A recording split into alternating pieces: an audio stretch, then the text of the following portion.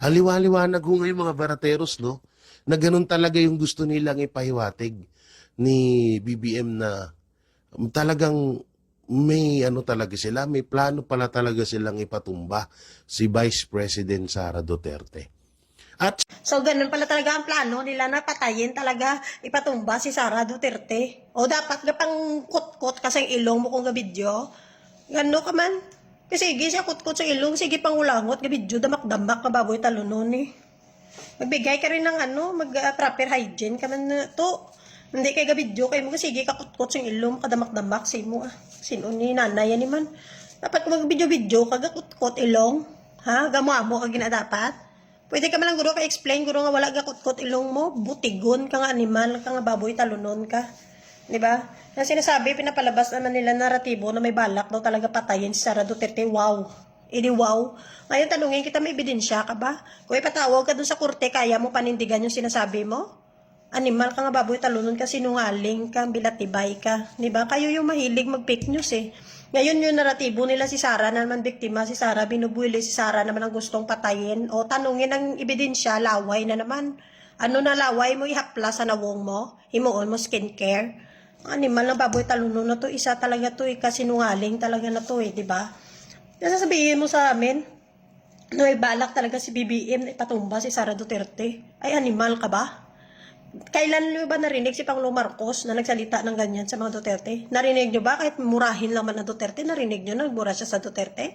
Narinig nyo ba na may karahasan na lumalabas sa bunganga ng Pangulo? Wala. Pero yung mga Duterte talaga, yun yung mga criminal minded, utak mamamatay tao. Na lagi na lang ang lumalabas sa bunganga ay pagpatay at pumapalakpak kayo. Tuwang-tuwa kayo lagi pag sinasabi nila na papatay sila ng tao. Tuwang-tuwa kayo. Nag-enjoy kayo pag naririnig nyo na gusto nilang pumatay. Habi na ng mga Duterte yan.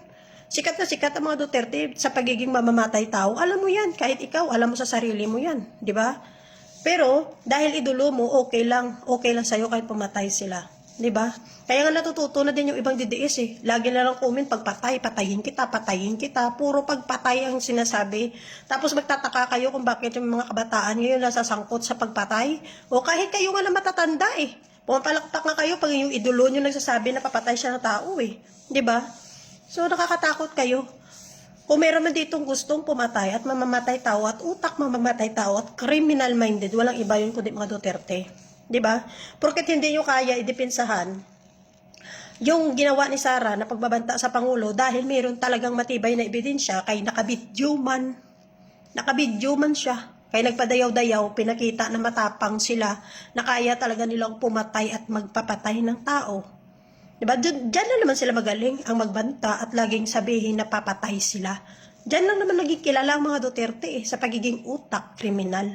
'Di ba? O ngayon, dahil may video si Sara Duterte na ganyan na gusto niyang papatay ang Pangulo. Gusto niya papatay si First Lady, ang speaker na si Romualdez. Oh, meron din ba kayong ipakita na ebidensya kagaya niyan? Na nagbanta ang Pangulo or nagsabi ang Pangulo na ipapatay niya si Sara? Wala eh. Puro laway lang naman yung puhunan nyo.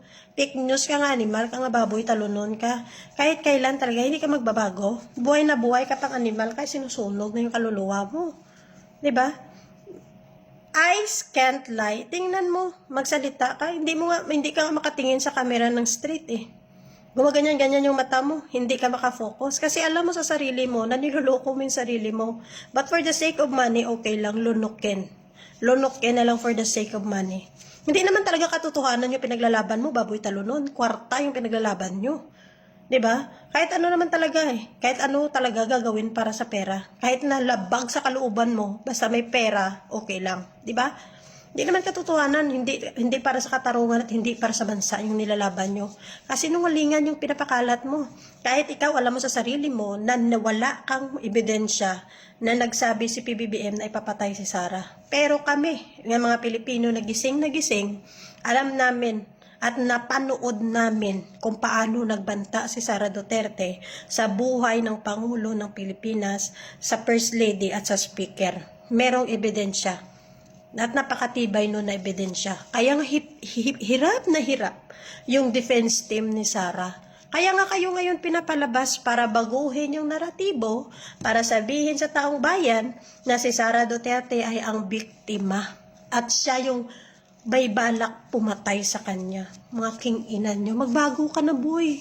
Magbago ka na. Baboy talunon ka, sarap mong litson ng animal ka.